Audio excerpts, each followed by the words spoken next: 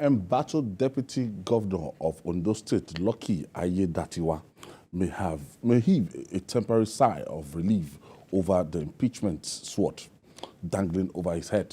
The State House of Assembly may have hit a brick wall in its bid to impeach Aiyedatiwa, as the lawmakers put the process on hold till further notice.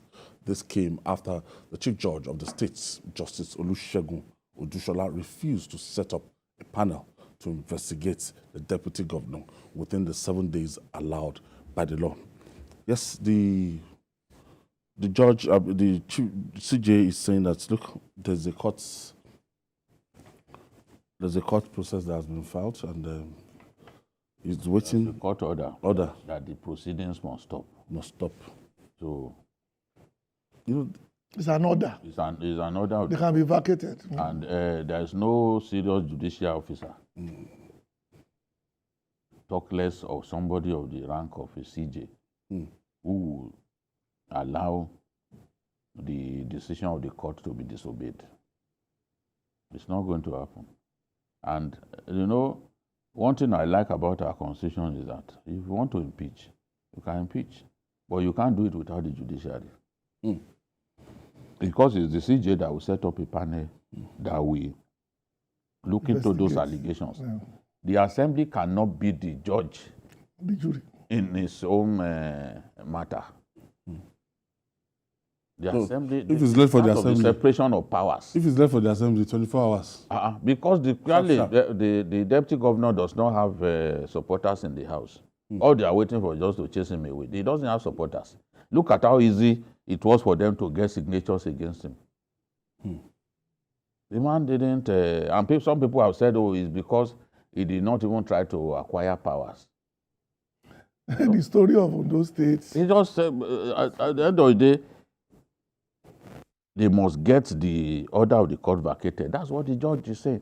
The CJ is not saying, no, I'm not going to support. No, never said that. The order vacated. If you get the order vacated, then it will constitute the panel. Yeah. And that's why until the order is vacated, they cannot move on. The DSS, you remember the DSS versus the CBN governor, former CBN governor. He sued the DSS,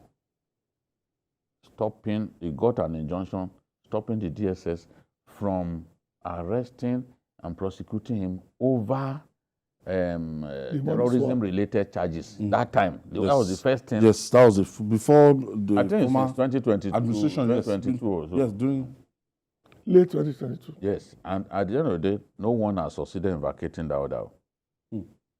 Because you have to come before the judge. That order has not been vacated. So they could not try him on what they had accused him of. The first thing they accused him of, they could not try him. They had to find other charges. Because the order has not been vacated. So this is, if this order is not vacated for 1 year, this assembly cannot move on. No matter how desperate and determined they are to chase this hapless deputy governor away. Unless the order is vacated. But they are even lucky. I remember that things like this happened during the Ladoja impeachment saga. And it was ignored. They went to deal with and don't forget Alaye Messias went to court. They not only did they ignore the court, they even poured salt inside their They brought them back. I think what's happening in those states. I think what's happening in those. It's a waste of time. What's happening in those states is unfortunate. No, I just remember Mama did remove the scene, carry the mace, went to the I think it was Auxiliary. Auxiliary sat on the speaker's chair and dropped the gavel. It's only your state that kind of thing. It was only my state that the governor returned. So. Security votes. You know what happened to security votes? No, you must. You are the governor. You have other monies. Security vote is between the two. You cannot disobey Baba now. Baba is Baba now. Funny, agreement is agreement. In fact, that was the first case that exposed the hypocrisy of our political class when it comes to, because Baba was chased away based on the fact that it was still. So that means they became friends only because of money. Wanted to use him. Baba was not bringing to the table. Now you are now sitting on the same money that will said you bring.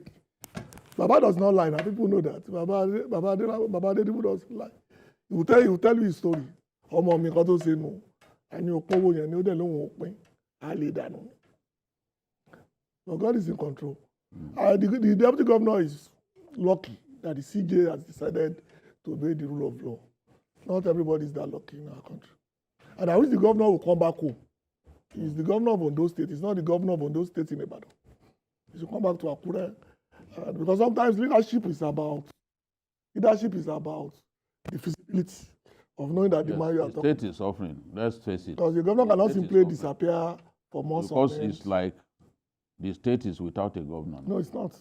It's not with any governor. The deputy governor, we don't even see him in public anymore. No, they've removed everything, but his own car and his hiring and his we have not protocol seen car. him in public. So he can't be deputizing on behalf of the government. He's not playing that role. That's what I'm saying. The state is suffering. What Akeredolu could have done if he was hale and hearty, the way he would have gone to project sites to ascertain that contractors are doing their work, he can't do that now. And nobody is functioning in the capacity of the governor. Ondo State is floating right now. So there is no way it will not affect the state.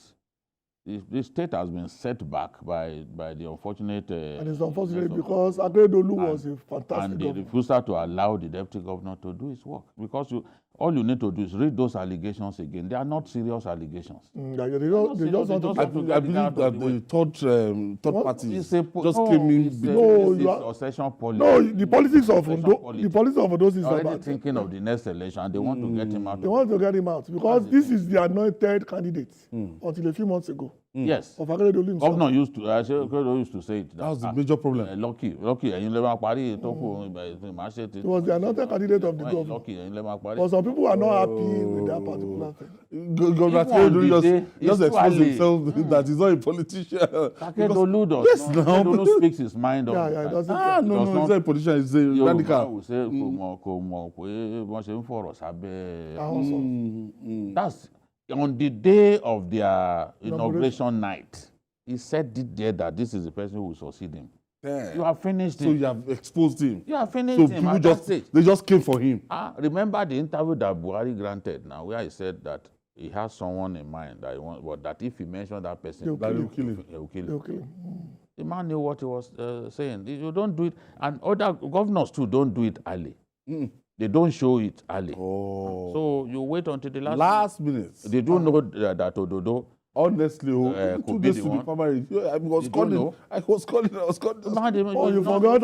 Many of us felt that could be someone. Don't forget, Bayo Adelabu, 24 hours to the end of nomination, he became the candidate for APC. They added the one with the minister now for work. Because everybody thought it was Tegbe. Yes. So they were generating the whole staff. 24 hours to the deadline. I think even he became Bayo Adelabu. The former governor himself wanted Tegbe at some point. So I don't know. No, what happened to Tegbe is basically about politics. It's ancestry. Okay.